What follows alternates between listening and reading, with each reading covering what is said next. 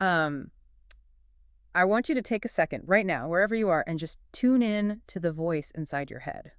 Oh, yeah. That internal monologue.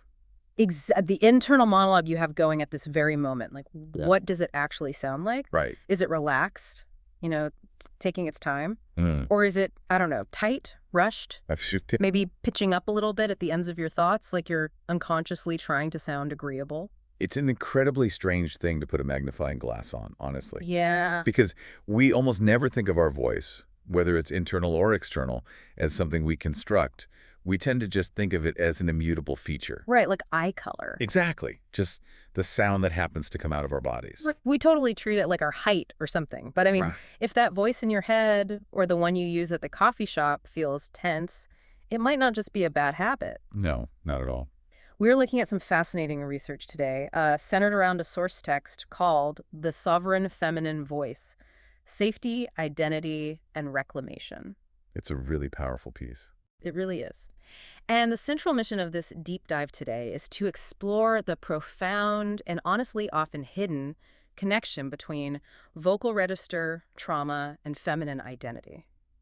We are going to unpack why the way women speak isn't just an aesthetic choice. Right, or a personality quirk. Exactly. It's a highly sophisticated, biologically driven survival mechanism. Which, I mean, completely changes the paradigm of how we understand interpersonal communication. It really does. The text forces us to look at how society has engineered what they call a submission architecture into the physical act of speaking. Wow. Yeah. And what's really compelling is the argument that reclaiming one's authentic voice has absolutely nothing to do with vocal coaching.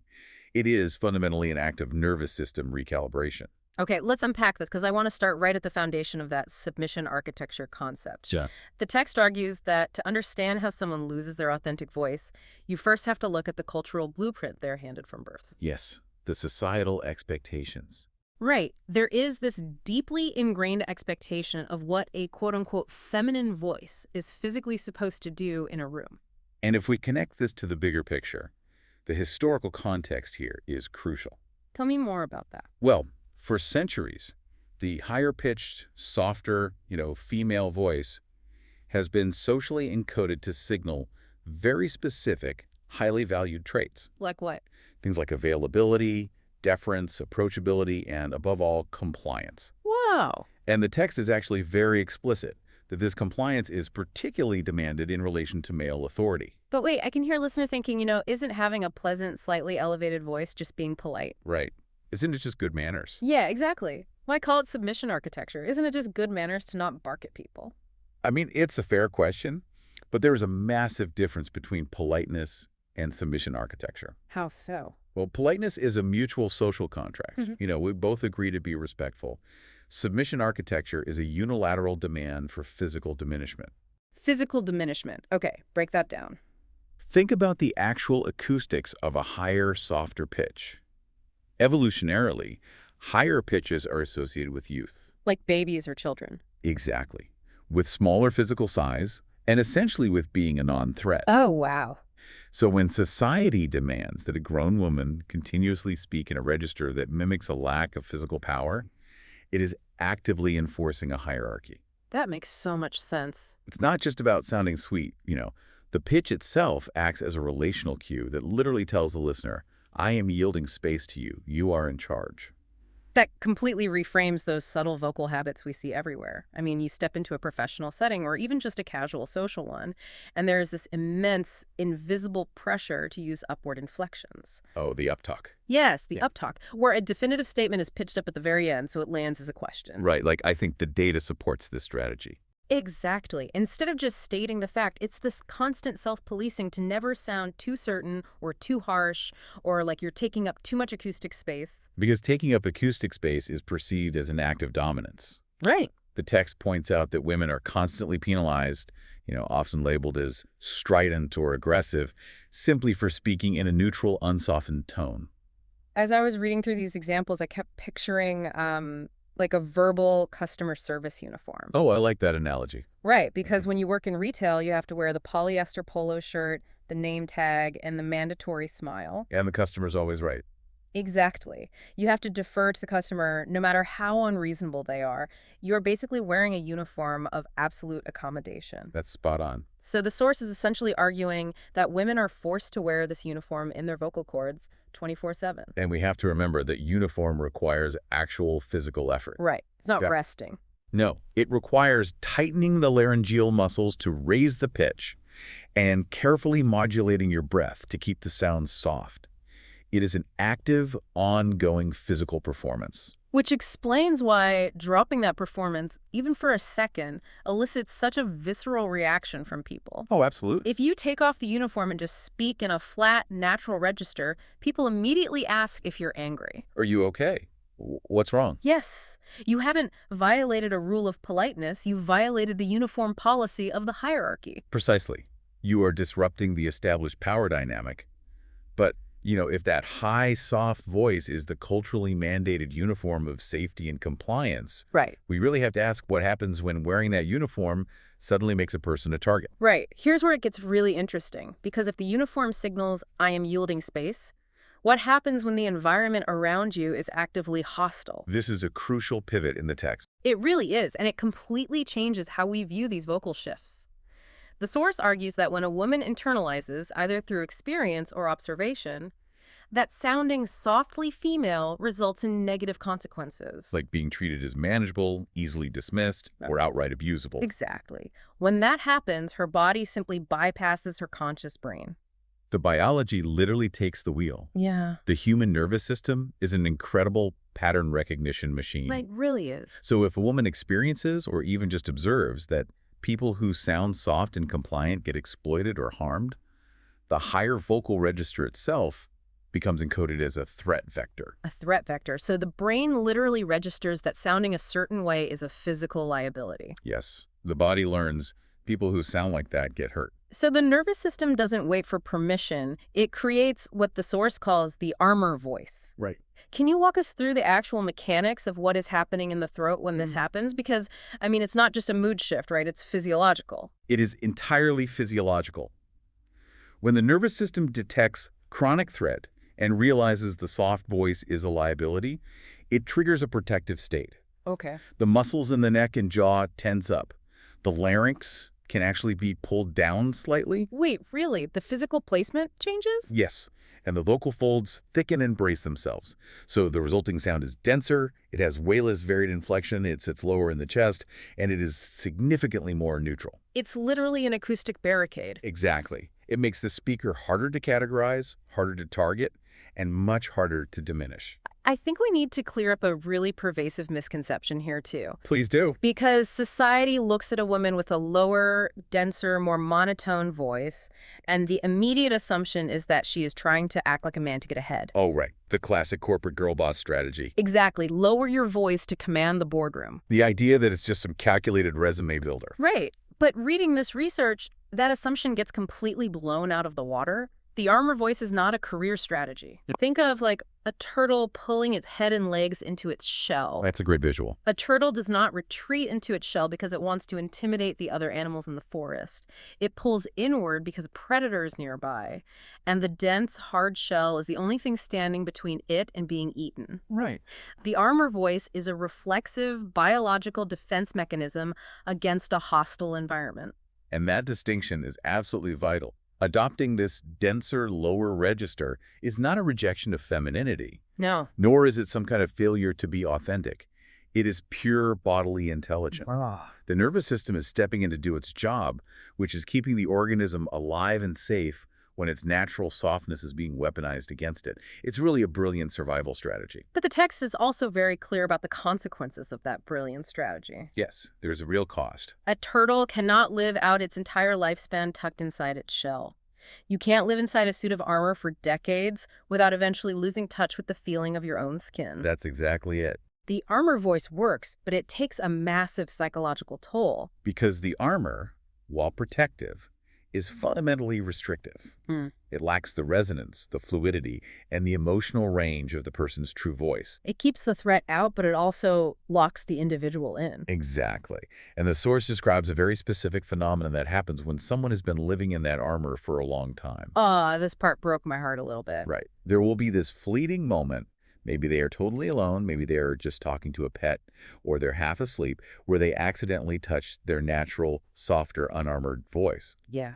And the immediate sensation is that it feels incredibly good in the body. Mm. But that physical relief is instantly followed by a crushing sense of grief. And we really need to pause on that word, grief, because society rarely affords us the language to mourn something as intangible as a vocal register. No, we don't really have a framework for that. I can imagine a listener thinking, grieving of vocal pips, that sounds a little melodramatic, but I mean, the way the text frames it, it makes total sense. It really does. Imagine exploring the attic of your childhood home and finding your absolute favorite toy locked away in a dusty chest. Oh, wow, yeah. You pick it up, and for one split second, you feel this bright flash of pure, unadulterated joy. And then instantly, you're hit with this heavy wave of sadness, realizing how many years this beautiful thing spent locked in the dark, gathering dust, completely untouched. What's fascinating here is that the text validates exactly that feeling. You aren't just grieving a sound. Right. You are grieving the lost inheritance of feeling safe enough to just be. Wow. And the text explicitly instructs the reader not to pathologize this sadness. You have to name it and validate it as a legitimate loss. It's an accurate emotional response? Exactly. It is a tragedy that your safety required you to hide a fundamental piece of your identity. So mourning this loss is accurate, not a sign of weakness. So what does this all mean? If someone recognizes the armor and they felt the grief of the lost voice, the immediate impulse is probably, I want it back right now. Of course. That's It's- human nature. Hey, but the text drops a massive warning sign here regarding how we actually go about reclaiming that voice. Yes, it warns that treating this as a mechanical problem to be solved will backfire completely. Why is that? Because, again, the loss of the voice was a nervous system adaptation. Therefore, the path back is not a vocal technique. You can't just practice it away. No. Well, You cannot force the vocal cords to relax through willpower or vocal drills. The voice cannot be chased into safety. It only follows safety. this is where I think modern listeners, and honestly myself included, really run into a wall. Oh, for sure. Our entire culture is built on life hacking our problems. We want to optimize our healing. The impulse is to download a Reclaim Your True Voice app, put the instructional audio on 1.5x speed, and do 10 minutes of intensive vocal exercises while stuck in morning rush hour traffic. Right, the optimization of trauma recovery. It's a very common trap. But the research emphasizes that practicing a higher, softer register while your body is still actively in a threat state, like sitting in gridlock traffic or being in a tense office environment, will actively make the problem worse. Yes, it absolutely will. Can you explain why? What is happening biologically if someone tries to force the soft voice before the body is ready? You have to look at how the nervous system interprets incongruence. It's incongruence, okay. If your environment is stressful, your sympathetic nervous system is highly active. It's pumping cortisol, your muscles are tight, your body is bracing for impact. Right, you're in fight or flight. Exactly. So if you consciously force your vocal cords to adopt the soft, vulnerable pitch of safety while your brain is screaming danger, you are essentially stripping away your armor in the middle of the battlefield. Oh, wow. That sounds terrifying for the body. It is. The brain panics. It interprets that forced softness as an extreme vulnerability, which triggers an even larger alarm bell. You end up deepening the neurological association between your natural voice and imminent danger. So you're literally re-traumatizing your own vocal cords. Essentially, yes. The body needs undeniable visceral proof of safety before it will stand down the protection protocol. Right. And the source argues that the absolute baseline requirement for providing that proof is removing the audience. Even an imagined audience, or the audience of your own inner critic. Correct. The practical orientation for nervous system recalibration requires creating conditions of genuine, completely private ease. Which is hard to find. It is. But any hint of evaluation, any pressure to perform the healing correctly, keeps the protective armor locked right in place. But practically speaking, what does that actually look like for someone trying to do this? Because it sounds incredibly passive. It does sound passive, but it's intentional. It looks like allowing sound to emerge in the lowest stakes environments imaginable. Give me an example. It's humming a single note while you are alone watering the plants.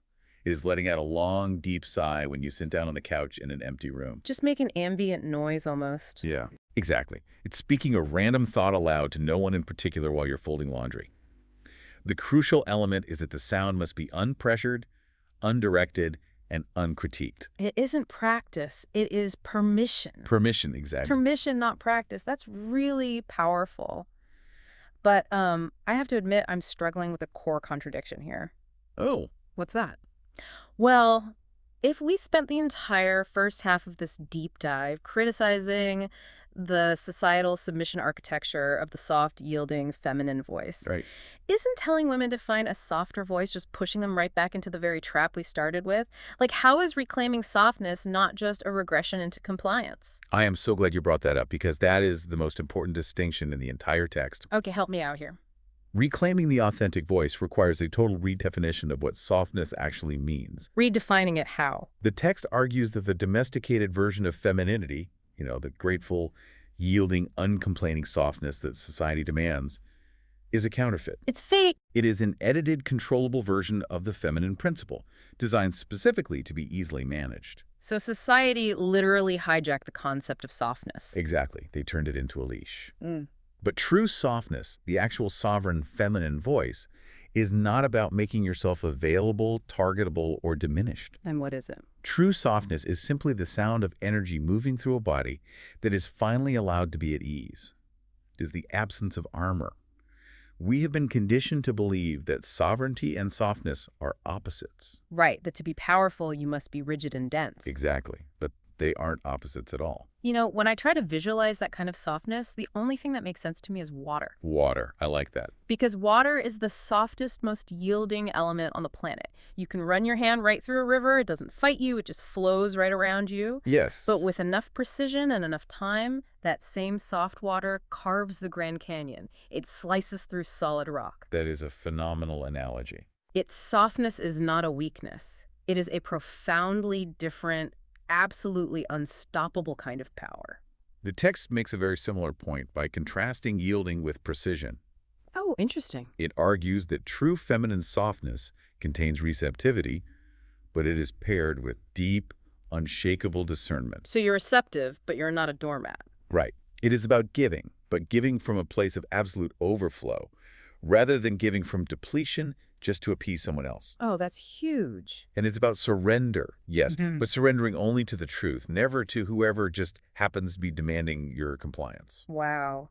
The source anchors this idea with an incredible piece of mythology, actually. It brings up Saraswati, the Hindu goddess of knowledge, music, art, and wisdom. Yes, a perfect example. She is often depicted sitting on a white lotus, holding a stringed instrument called a veena, alongside a book of the Vedas.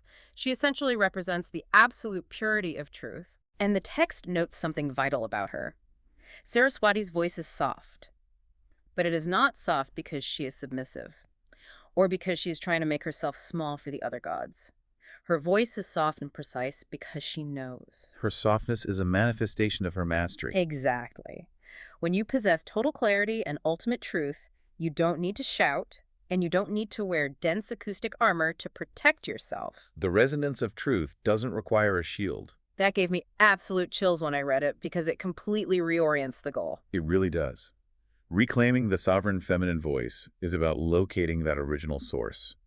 A source that predates the trauma, predates the societal conditioning, and was never about compliance to begin with. That's so liberating. And the text offers a really profound reassurance here for the listener. Those brief, heartbreaking moments where your true voice bubbles up and feels natural. The ones that bring up all that grief? Yes. They are not your mind taunting you with something you've permanently lost. They aren't. No. They are empirical proof of the destination. Oh, wow. The voice is still there, intact, waiting for the environment to become genuinely safe enough for it to step out of the shell. We have covered massive ground today. We really have. We started by tearing down the societal submission architecture that forces a high-pitched uniform of compliance. The customer service uniform. Right. And then we unpacked the biological brilliance of the armor voice, that lower, denser register that the nervous system deploys just to keep us alive in hostile environments. The turtle shell. Exactly. We validated the heavy grief of losing touch with our natural sound, and we explored how the deeply private, unhacked work of establishing felt bodily safety is the absolute only way to allow that precise, sovereign voice to return. And we clarify that the return to that voice is not a return to submission, but an arrival at a profound, undeniable power. A softness that cuts through rock. Yes. So for you listening right now, here is the challenge to take into your day. Let's hear it. The next time you open your mouth to speak, whether you are leading a massive presentation, having a quiet conversation with your partner, or just muttering to yourself while making coffee in the kitchen, just pay attention. Just notice it. Ask yourself, am I speaking from a place of forced compliance? Am I speaking through layers of protective armor? Or am I speaking from a place of ease? And you do not have to fix it or change it in that moment. Exactly. Just give yourself the gift of noticing it without judgment. And as you notice your own voice, I think we should leave you with one final question to consider regarding the voices around us. What's that? Well, we have focused intensely on the individual burden of navigating this acoustic armor. But if a woman's authentic vocal register is fundamentally dependent on her internal sense of safety, Yeah. how might the collective voices of women around the world transform if society finally stopped rewarding the armor and instead focused entirely on making our environments genuinely, truly safe for softness?